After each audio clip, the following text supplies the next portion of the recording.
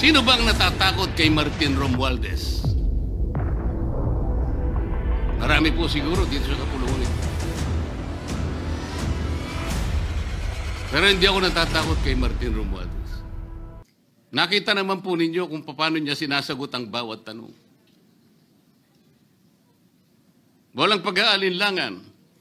Siya lamang po ang natatangi na testigo na kumonekta sa pangalan ni Saldico at Martin Romualdez. Wala nang iba. Ngayon po siya ay naharap sa napakaraming pasaring din.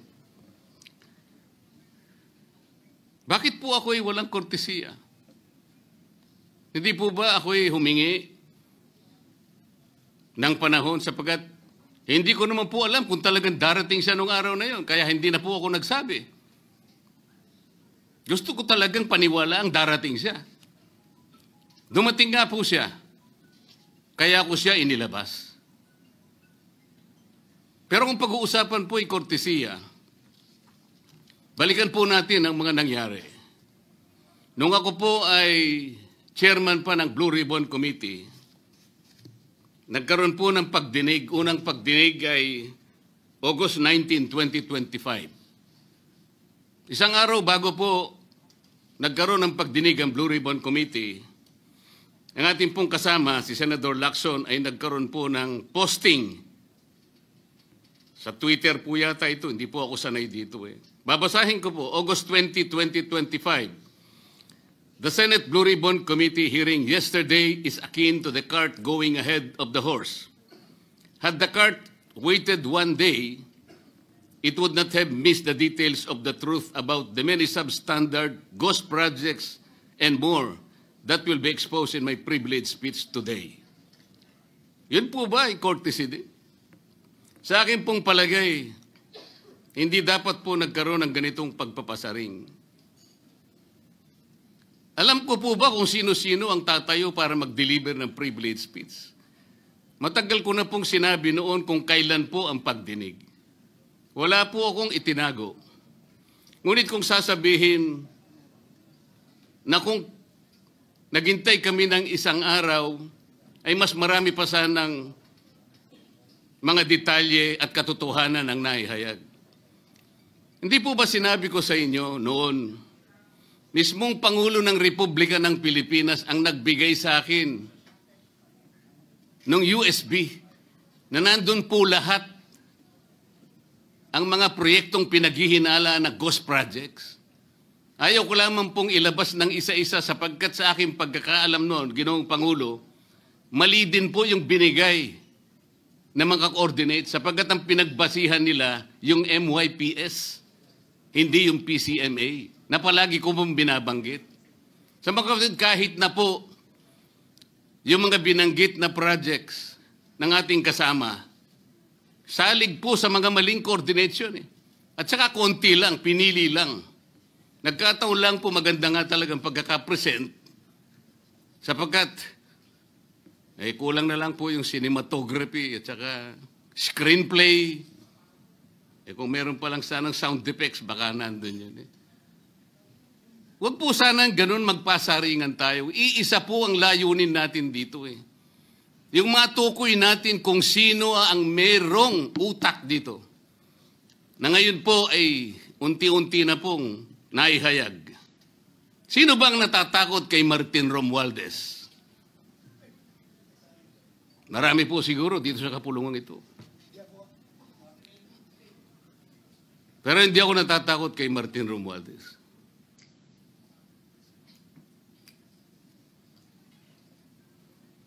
Ngayon po, kino-question po yung notarization ng statement ni Gutesa. Dahil yung babae po, yung abogadong babae, nag-notarize, tinalikuran po niya ang kanyang signature, yung kanyang pirma. Nandyan po ba yung assistant natin para ipakita po natin? Ayan po yung huling bahagi ng dokumentong ninotaryo doon sa opisina ng abogadang babae na ngayon ay tinatalikuran niya ang kanyang pirma. Doon sa right side po, ayan po yung ninotaryo sa dokumento ni Gutesa. Yung kaliwa po ay iba pong dokumento. Tingnan po ninyo yung pagkakahawig. Ibig po ba ninyong sabihin, Ginoong Pangulo, yun pong notarial details, na yun po yung kulay blue, na kung saan nandyan yung PTR, nandyan po yung MCLE number, nandyan po yung kanyang roll number, yung kanyang address. Nakuha po ba ni Gutesa mula sa opisina ng abogada at in-stamp niya? Pagkatapos po yung detalye na nasa bandang kaliwa na kung saan makikita nyo document number, page number, book number, series of 2025. Makukuha po ba ni Gutesa mula sa libro, mula sa notarial register ng abogado? Paano niya makukuha? Tingnan po ninyo yung kabila, ganun din. Bakit po natin hahanapan ngayon si Gutesa at sasabihin pa natin dahil lamang tinalikuran ng babaeng nagnotaryo ang kanyang pirma? Pangkaraniwan na po kasi, Ginoong Pangulo, kahit pumunta kayo sa maraming lugar na kung saan nagnunotaryo, hindi nyo po makikita roon ang abogado. Iaabot nyo lang sa kanyang papel ninyo, pagkatapos isosoli niya sa iyo, pagkatapos nyong magbayad. Itatanong po ba ni Ginoong Gutesa, bago siya umalis, tatanungin po ba niya doon sa babaeng kausap niya kung sino man yun, Madam, kayo po bang may pirma nito? Wala pong ganun eh. Ngayon, kung tatalikuran po ng abogado na yon ang kanyang pirma, ako na po mismo ang magdidirect ng prosecution sa kanya para ma-disbar siya. Sapagkat ginagamit po niya yung opisina na yon. Pakita po ba natin, pwede po nating ipakita yung opisina, yung kanya, ayan po yung kanyang lugar. Ang opisina po niya ay sa Ermita, ngunit yan po ay ginagamit niyang address. Ayan po makikita ninyo. Notary Public 24/7. Ibig nyo sabihin, nandyan at hindi na natutulog yung abogado na yan. Sigurado meron isang tao dyan na pumipirma. At ginagaya na lamang ng kanyang staff o secretary yung pirma niya. Ganyan po palagi. Kalakaran. Kalakaran, ngunit hindi tama. Sapagkat sa batas po ng notaryo, kailangan nakaharap po yung magnunotaryo sa nagpapanotaryo. Bakit po niya ngayon sinabi na hindi niya pirma yon? Maring hindi niya pirma. Ngunit, tinayaan niya kung sino man ang taong yon na ipirma yung dokumento. Kagaya po ng nasabi ko, naging academic na po yung notaryo. Sapagkat ang tao ay tumayo sa ating kapulungan. Binasa niya yung kanyang statement. Yung mga bayarang media nga po, sinasabi pa eh. Kino-quotes ko pa eh. Bakit ko po siya sinabihan na dahan-dahan siya?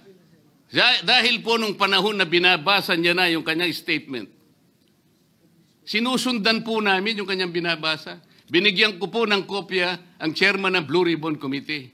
Binigyan ko ng kopya ang ating Senate President at yung aking katabi si Senator Gatchalian dahil 4 lamang pong original ang meron kami.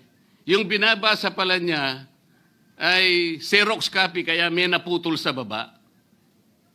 Gusto ko lamang pong ma-record ng totohanan. Dahil doon sa umpisa po niya, merong isang linya po siyang nalaktawan. Alam po ito ng mga kasama natin na sinusundan po habang binabasa namin. Doon sa pangalawa po, 2 linya naman po ang nalaktawan niya. Kaya gusto ko lamang pong maging maayos ang pagre-record ng kanyang statement. Ano po sabi ng mga bayarang media? Hindi ko naman po nila lahat.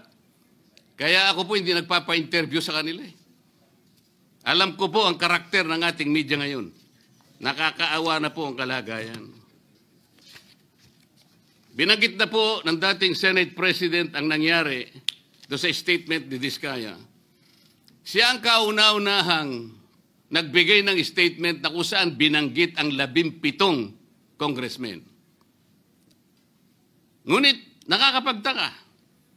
Hindi na po natin tinutuntun yung 17 na yon. Kagaya na nga sinabi ng Senate President, napupunta na, natutuon na yung pagtuntun sa mga kasama natin dito. Bakit po? Natatakot ba tayo kay Martin Romualdez? Siguro po, yung iba sa inyo natatakot. Ginoong Pangulo, naghalo na po ang balat sa tinalupan. Bakit po? Ngayon ko lamang po nakita sa pagdinig ng Blue Ribbon Committee. Nandun po yung Justice Secretary. Hindi pa po natin natatapos na pagtatanungin yung respondent, yung resource person, na tayo po ang merong legal and physical custody. Hindi ko maintindihan kung bakit dadalhin niya sa kanyang opisina at pagbalik niya, meron na siyang supplemental affidavit. Ano po ba itong nangyayari sa atin? Meron na ba tayong alituntunin? Meron na ba tayong agreement sa pagitan ng DOJ at ang pag-imbestigang ginagawa natin sa Blue Ribbon Committee? Hindi ko na po maintindihan kung ang Blue Ribbon Committee is the investigative arm of the Department of Justice. Ang sabi ko po nung nasa ikalimang pagdinig pa lang tayo, sapagkat nakikita ko na po ito, kaya po naghangad pa ako sa ating chairman no, na sana'y paraanin niya ako, meron lang akong gustong isang guni muna at pag-usapan sana muna. Eh, hindi naman po ako nabigyan ng pagkakataon, kaya nagkaroon pa po ng konting sagutan doon. Ito po yung gusto ko sanang ayusin muna, pag-usapan muna natin. Lalong-lalo na po, ang kaugnayan natin sa bagong tatag na ICI, Independent Commission on Infrastructure. Ano po bang ugnayan natin dito? Hindi po ba tayo mag-uusap muna? Hindi ba tayo gagawa ng regulasyon muna? Meron po tayong mga doktrinang isinasaalang-alang. Nasaan na po ang institutional boundaries? Nasaan na po ang separation of powers? Nasaan na po ang system of checks and balances? Di ba natin isasaalang-alang ito? Dadalawang tao lamang po ba ang mamamagitan sa pagitan ng mga institusyon na ito? At mawawala na po kami sa picture? Are we supposed to be kept in the dark, Mr. President? Yung po, kung mo ba sinabi ng ICI na isa sa kanilang mga poder, kapag ka nag-request po sila, makakakuha sila ng impormasyon sa House of Representatives, sa Senate, sa Korte, sa Sandigang Bayan, at kahit sinong otoridad. Ibig ba sabihin wala na tayong opsyon na tumanggi? Kailangan po natin pag-usapan muna yon. Ang nangyayari po sabog-sabog na po eh. Baka nga yun ang isang dahilan kung bakit nag-resign po yung advisor na si Mayor Magalong ng Baguio. Yung pong mga pasaring, ito po yung nakakapagbigay sa atin ng hindi naman kailangang pag-aaway-away o pag-aalitan. Hindi po maganda sa ating panig ito. Tingnan lamang po natin yung interview sa DCMM ng ating kasamahan, chairman ng Blue Ribbon Committee, ng mga host ay si Victoria Tulad at si Christian Yosores noong September 28, 2025. Ang tanong po nila, ilang hearings pa ang nakikita ninyong gagawin ninyo? Ang sagot po ng ating kasama, Senator Lacson, yun ang hindi ko pa masabi. Dahil kung may bagong lumalabas na mga testigo at masustansya yung sasabihin, meron pang mga kakulangan na dapat na mapunuan, magtawag tayo ng pagdinig. Tama naman po yun. Pero ito pong pangalawang saknong, ang sabi po, pero kung paulit-ulit lang at masa-sidetrack o kaya palihis yung direksyon ng inquiry, yun ang i-assess namin kasi medyo lumihis na. Ano po yung lumihis? September 28, dito lumabas si Master Sergeant Orly Gutesa. Lumihis po ba o dumiretso? Mula kay Saldico, ikinonekta po niya kay Martin Romualdez. Sa akin palagay, dumiretso po, hindi tayo lumihis eh. Pagkatapos tinanong pa po, do you think po, coach po si Gutesa? At iba pong observation, baka si Senator Rodante Marcoleta dahil parang sinabihan siya nung nagbabasa siya. O nalimutan mo, balikan mo itong paragraph na ito. Naipaliwanag ko na po kung bakit ko lamang siya sinansala at sinabi kong balikan mo sapagkat meron nga po siyang nalalaktawan base po sa sinusundan namin na binabasa niya na dokumento. Ang sagot po ni Senador Lacson, medyo natawa pa nga siya, kayo nang humusga sa lahat ng yan, eh tayo nag-viral na. Siguro, ang sasabihin ko na lang, yung hula nyo, yun ang hula ko. O hula ko, hula nyo. Parang, your guess is as good as mine. Hindi po maganda yung inference eh. Parang ang lumilitaw, kinotes ko eh. Bilang isang abogado, magmula po nung ako'y maging abogado, inisip, hindi ko po ginawa yung mga bagay na ito. Kumisan nga ako eh. Hindi na abogado, sila pa yung nagsasabi eh. Katulad po ni Saldico. Ang sabi ko lang naman po eh, matunog na yung pangalan niya. Napakaraming sources na nagsasabi, kumukonekta kay Saldico, pwede ba natin siyang imbitahin? Ang sabi po, eh hindi na raw siya imbitahin because of interparliamentary courtesy.